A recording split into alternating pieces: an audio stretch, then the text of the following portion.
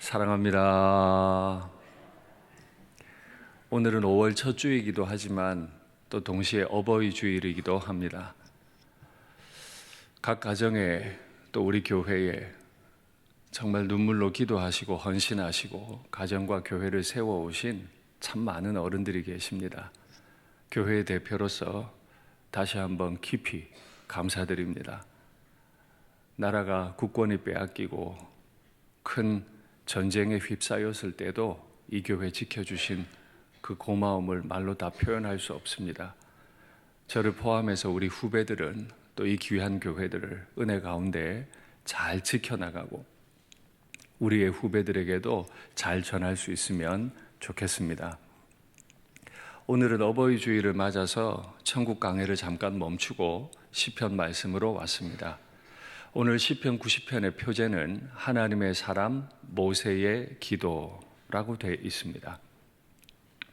한 인생을 다 살고 마칠 때 제 이름 앞에 어떤 단어가 붙으면 영광스러울까요? 목사 윤상덕, 담임 목사 윤상덕, 큰 교회를 담임했던 목사 윤상덕, 네, 그것도 영광스럽지 않은 건 아니겠습니다. 그러나 이런 생각을 해봅니다. 내가 내 인생을 마칠 때 마지막에 내 이름 앞에 하나님의 사람 윤상덕 이렇게 붙도록 살 수만 있다면 얼마나 좋을까? 목사는 목사인데 하나님의 사람이 아닐 수 있잖아요. 성도라는 이름을 가졌는데 하나님의 사람이 아니게 살 수 있잖아요. 직분으로 가릴 수 없는 이름, 하나님의 사람. 모세는 그가 어떻게 살았기에 하나님의 사람 모세의 기도라고 기록될 수 있었을까요? 잘 아시는 내용이지만 크게 4가지 정도로 모세의 인생을 요약해 보았습니다. 말씀 확인하시죠. 바로의 딸이 목욕하러 나일강으로 내려왔습니다. 시녀들은 나일강가를 거닐었고 갈대 사이에 상자를 보았더니 시녀를 보내어 가져다가 열고 그 아기를 보니 아기가 울고 있습니다.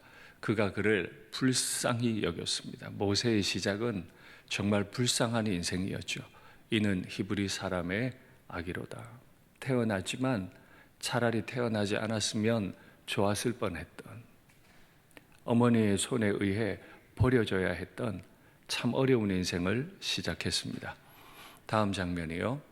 애굽 진과 이스라엘 진 사이에 이르러 서니 저쪽에는 구름과 흑암이 있고 이쪽에는 밤이 밝음으로 밤새도록 저쪽이 이쪽에 가까이 못했다. 바로 그때 모세가 바다 위로 손을 내밀었다. 그렇게 버려졌던 물가에서 구원받았던 그 아이 모세가 홍해의 물가 앞에 손을 내밉니다. 그랬더니 여호와께서 큰 동풍이 밤새도록, 손 내밀자마자 바다가 갈라진 게 아니에요. 밤새도록 동풍이 불어서 바닷물을 물러가게 했습니다. 물이 갈라져 바다가 마른 땅이 된지라. 얼마나 영광스러운 그날 밤이었겠어요? 다음 장면이요. 그렇게 40년이 지났습니다. 모세가 모압 평지에서 느보산에 올라가 여리고 맞은편 비스가 산 꼭대기에 이르매, 느보산에 있는 비스가 봉우리죠. 여호와께서 길르앗 온 땅을 단까지 보이시고 또 온 납달리와 에브라임과 므낫세의 땅과 서해까지의 유다 온 땅과 네겝과 종려나무의 성읍 여리고 골짜기 평지를 소알까지 보이시고. 모세는 가나안에 못 들어갔습니다. 그가 하나님의 영광 드러내는 일을 게을리 했기 때문입니다. 그러나 하나님은 모세의 평생의 수고를 존중하셔서 그에게 온 땅, 하나님이 약속하셨던 그 온 땅을 모세의 눈으로 직접 볼 수 있도록 영광을 다 보여주셨죠. 그리고 마지막 장면입니다. 벳볼 맞은편 모압 땅에 있는 골짜기에 장사되었고 오늘까지 그의 묻힌 곳을 아는 자가 없느니라. 모세가 죽을 때 나이 120세였으나 그의 눈이 흐리지 아니하였고 기력이 쇠하지 아니하였더라. 모세는 외로운 죽음을 맞았습니다. 왜냐하면 그의 묘를 아는 사람이 아무도 없기 때문이죠. 그러나 그가 장사되었다면 누군가는 그를 장사했을 텐데 모세의 마지막 누가 장사를 지내주었을까요? 그래서 저는 이 장면을 통해 하나님께 별명을 붙였습니다. 상주이신 하나님. 모세가 가나안에 들어갈 수 없었지만 모세를 끝까지 존귀하게 사용하셨던 하나님이 모세의 상주가 되어주셔서 그의 마지막을 아름답게 장사해 주신 하나님. 그분 앞에 우리도 하나님의 사람, 하나님의 사람 이름 얻기 원합니다. 그리고 모세가 그랬던 것처럼 우리 부모님들의 눈이 흐려지지 않고 기력이 쇠하지 않은 채로 주의 부름을 받으실 수 있기를 기도하는 우리의 자녀들이 다 되면 좋겠습니다. 모세의 일생을 잠깐 언급했습니다마는 가만히 보면 참 영광스럽습니다. 바로의 공주의 아들이 되었고 그가 손을 내미니까 바다가 갈라졌습니다. 가나안 온 땅을 볼 수 있는 영광을 누렸습니다. 하나님이 직접 상주가 되어주셨죠. 말할 수 없는 영광이에요. 그러나 이 영광은 뒤집어 보면 매우 외로운 영광이었습니다. 왜 그렇습니까? 어머니와 살 수 없어 버려졌습니다. 이쪽 진 저쪽 진 사이에서 바로의 군대도 모세를 죽이려 하고 이스라엘 백성도 모세를 돌로 쳐 죽이려 합니다. 얼마나 외로웠을까요? 남들은 가나안에 다 들어가는데 정작 지도자 모세는 들어가지 못하고 바라만 보고 있습니다.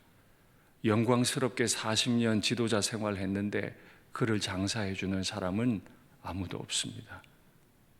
극단적인 외로움과 극단적인 영광의 삶을 살았던 것이 바로 하나님의 사람 모세의 삶이었습니다. 예, 영광스러웠지만 외롭고 외로웠지만 영광스러웠던 인생. 그것이 이스라엘의 어버이였던 모세의 삶이었습니다. 우리 부모님의 삶도 마찬가지죠. 우리나라 역사상 정말 그렇게까지 공고한 때가 있었을까요? 그 인생, 그 외로운 인생을 다 견뎌내시면서도 가장 힘든 그 가운데 하나님 붙잡고 하나님 앞에 밤이 맞도록 기도하셨던 부모님들의 은혜 덕분에 우리가 지금 신앙을 물려받고 교회를 물려받아 여기까지 왔습니다. 그 모세가 하나님 앞에 신앙 고백을 합니다. 주여, 주는 대대에 우리의 거처가 되셨나이다. 오늘 우리가 읽지 않았지만 1절이 이렇게 시작합니다. 하나님의 사람 모세의 마음에 있었던 가장 첫 번째 신앙 고백. 주여, 주는 대대에 우리의 거처가 되셨나이다. 모세는 바로의 궁에 오래 살았습니다. 바로의 아들로 궁의 화려함을 다 누렸습니다. 40년을 홀로 광야 생활을 했습니다. 또 그 다음 40년은 이스라엘 백성들과 함께 광야 생활을 했습니다. 극단적인 영광, 궁궐, 극단적인 외로움, 광야. 궁궐도 광야도 모세의 거처, 모세의 집은 아니었습니다. 모세의 집은 대대로 거처가 되어주시는 하나님 한 분이셨죠. 모세, 하나님의 사람은 오직 하나님 한 분을 거처로 살았습니다 라고 고백했는데 우리 하나님께서 우리뿐 아니라 우리 부모님의 남은 날들까지도 대대에 거처 되어 주시기를 기도합니다. 우리는 한때만을 살 뿐이지만 대를 거듭해 살아가시는 우리 하나님께서 우리 부모님과 우리와 우리 다음 세대들의 영원한 거처 되어 주시기를 간절히 기도합니다. 그렇게 대대의 거처가 되어 주시는 하나님에 대해 한 번, 두 번 묵상하던 모세가 깨닫는 게 있습니다. 우리의 연수가 70이요 강건하면 80이라도 우리 연수의 자랑은 수고와 슬픔뿐이요 신속히 지나가니 우리가 날아가나이다.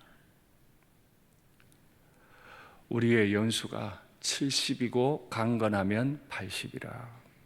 이걸 그대로 이 시대에 적용할 필요는 없어요. 하나님이 은혜 주셔서 우리에게 병원들이 있고 좋은 약이 있어서 더 오래 살아갈 수 있습니다. 학자들의 연구에 따르면 이집트에서 발견된 모세 당시의 미라를 확인했더니 평균 연령이 50대 후반쯤 되더래요. 전사도 하고 많은 이유로 일찍 죽은 사람도 있을 것이고 또 감염병이 돌기도 했을 것이고, 그러나 일반적으로는 아마 대략 70 정도를 살았던 것 같아요. 좀 건강한 분들은 80까지도 살았나 봐요. 그렇게 짧게 살아가는 인생, 대대로 거처가 되신 하나님 앞에서 70 혹은 80을 사는 인생이 뭘 그렇게 대단히 자랑할 게 있겠어요? 우리의 연수의 자랑은 수고와 슬픔뿐이요.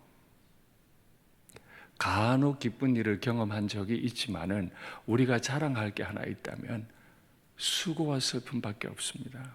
그나마도 신속히 가니 우리가 날아가나이다.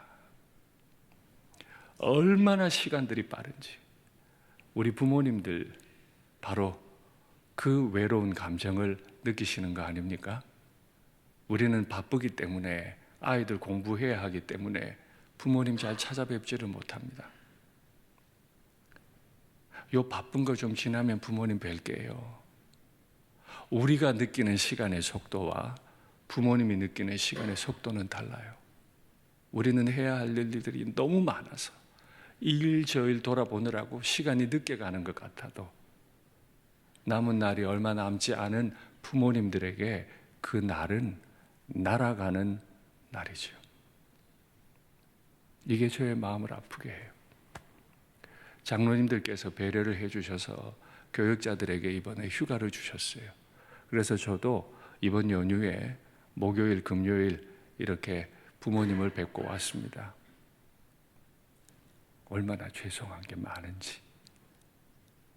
목회 열심히 하는 거는 좋은데 아들 된 도리는 어떻게 하나. 날아가요. 그 날아가는 인생 가운데 자랑할 게 수고와 슬픔밖에 없어. 우리 주님께서 우리를 새롭게 해주시기를 원합니다.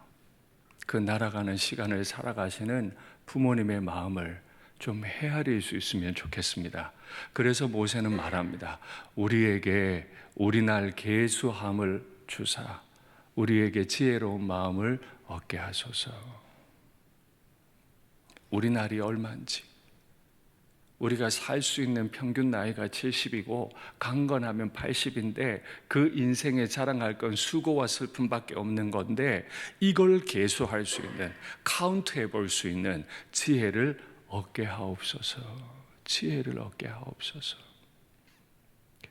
지혜의 마음을 얻는 것이 기도의 제목이 될 수 있습니까? 우리 나를 계수하는 것은 어떤 이유로 지혜입니까?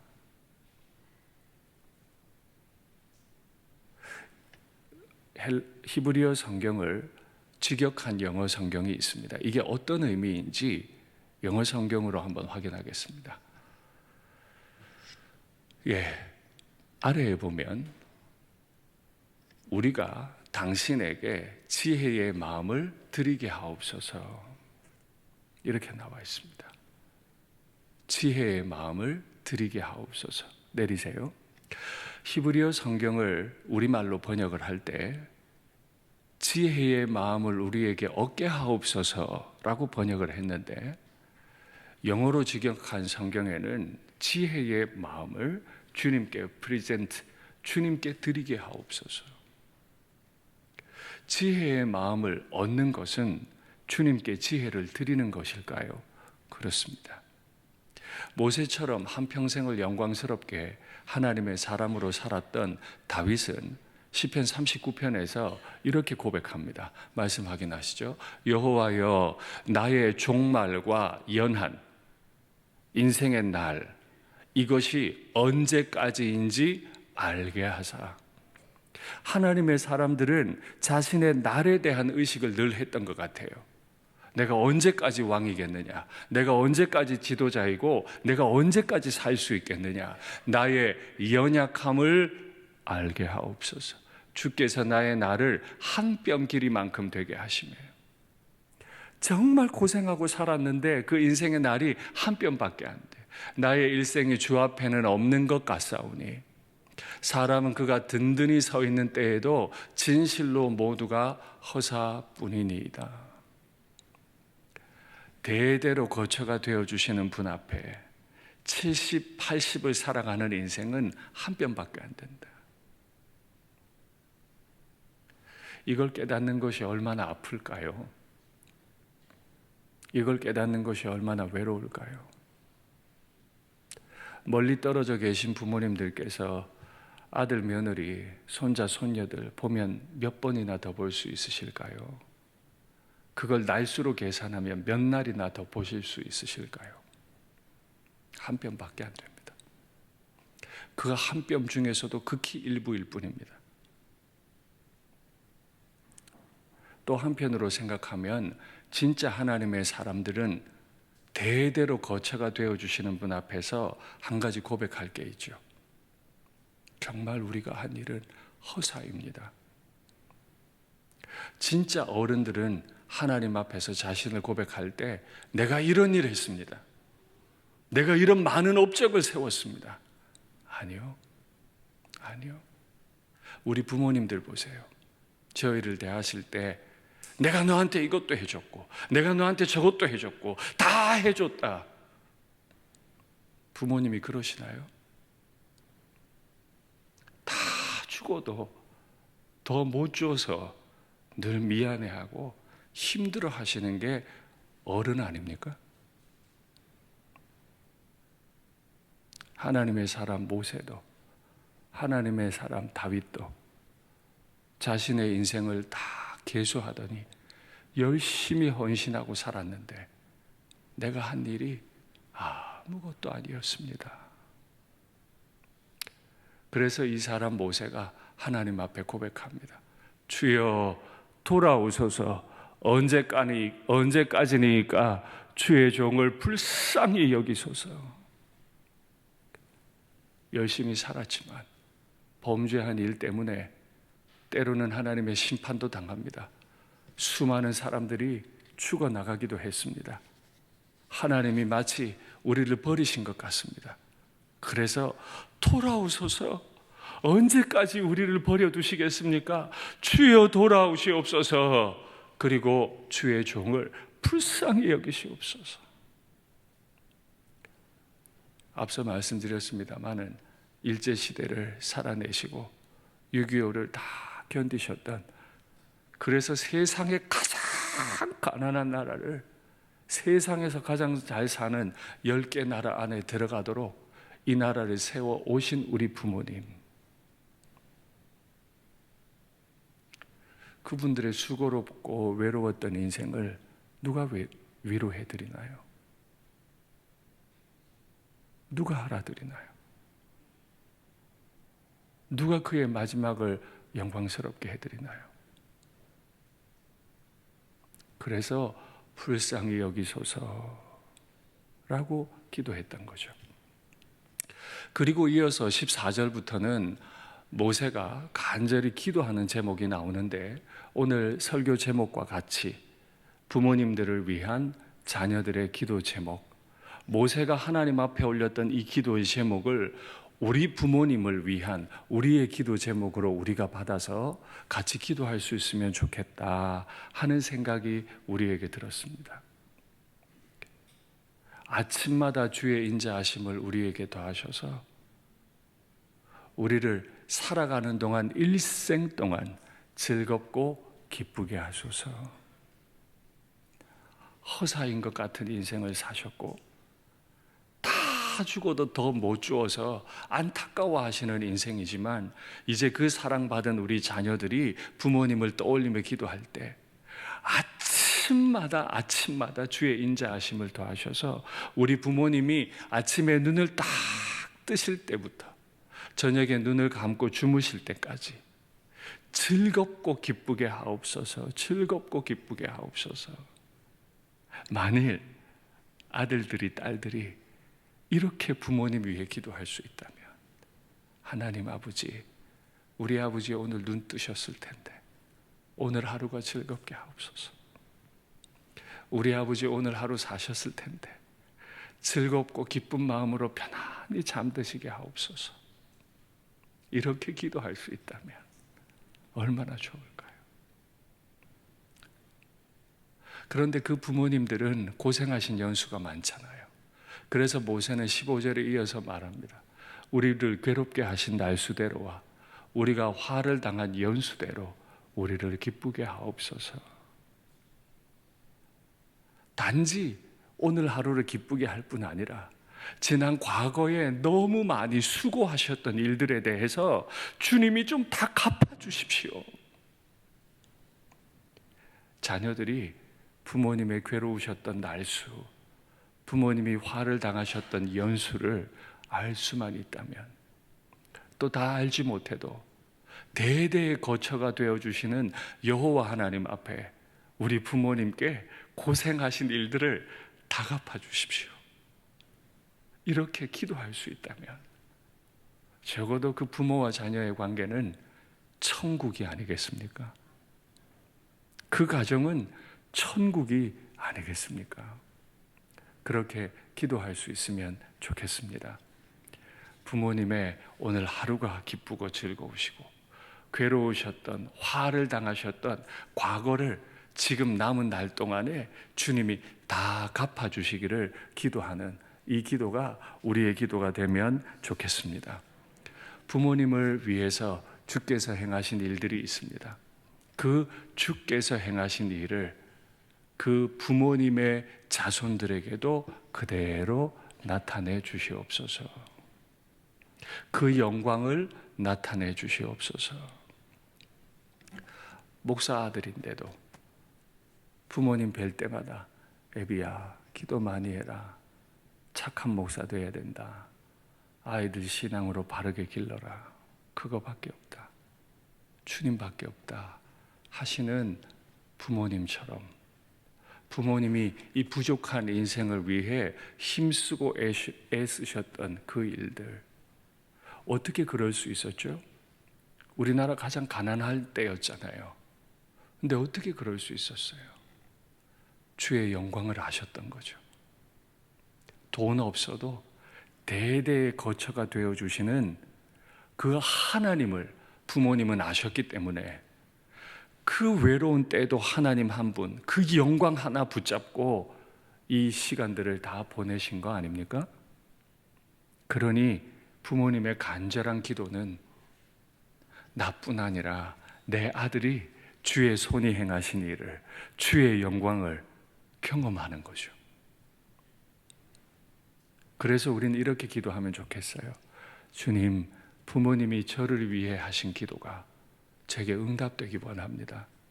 제가 주님을 알고 제가 주의 영광을 알고 부모님이 붙잡으셨던 하나님, 우리가 아무리 노력해도 그 기도를 따라갈 수는 없지만 부모님의 기도에 응답이 되어서 부모님의 남은 날이 기도 응답이 된 나를 보고 기뻐하시는 날이 되게 하옵소서.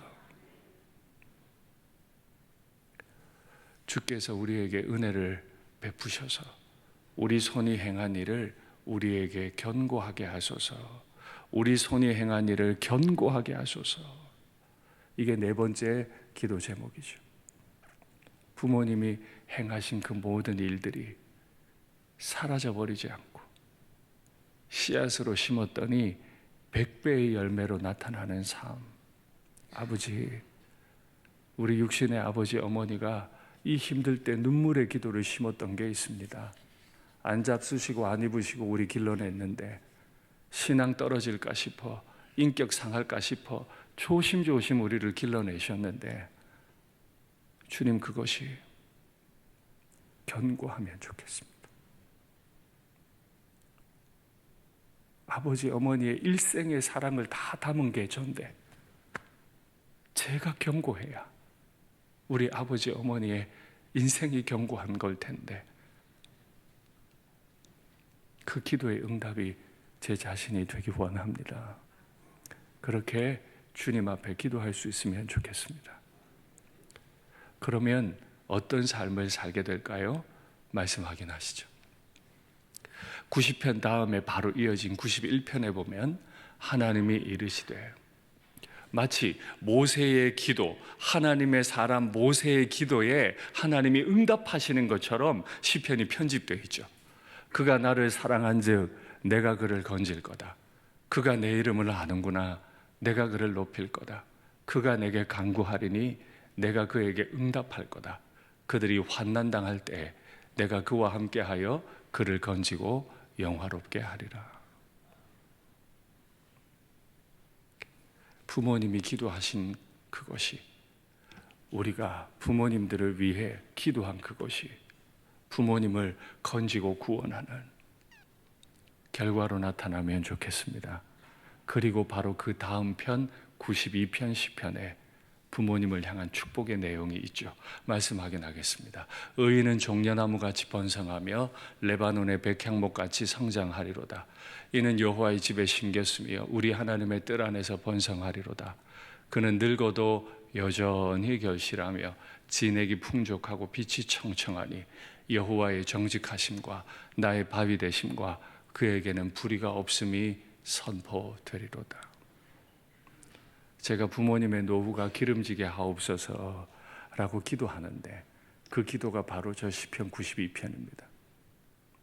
부모님이 우리를 위해 힘을 다해 그 외로운 가운데 주님 붙잡고 기도한 결과가 주님이 구원받고 우리 부모님이 행하신 그 일들이 빛이 청청하고 연세가 많이 드셔도 열매가 가득한 복된 삶을 누리시면 좋겠습니다.